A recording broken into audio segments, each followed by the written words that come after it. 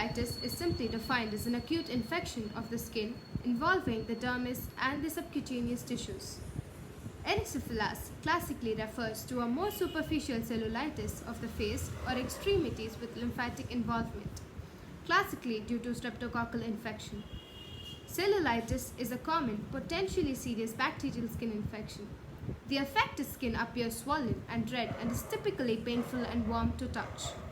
Cellulitis usually affects the skin on lower legs, but it can also occur in face, arms, and other areas. It occurs when a crack or break in your skin allows bacteria to enter. Left untreated, the infection can spread to your lymph nodes and bloodstreams and rapidly become life-threatening. It doesn't usually spread from person to person. Etiology: cellulitis may be caused by indigenous floral colonizing the skin and appendages like Streptococcal aureus and Streptococcus pyogenesis, or by a wide variety of exogenous bacteria. Types: there are different types of cellulitis depending on where the infection occurs.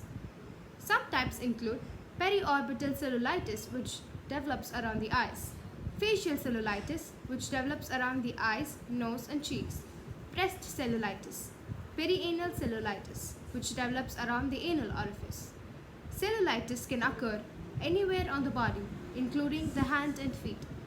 Adults tend to develop cellulitis in the lower leg, while children tend to develop it on their face or neck. Symptoms: the classic presentation of rubor, that is redness; dolor, that is pain; tumor, that is swelling; and calor, that is heat, are the hallmarks of cellulitis.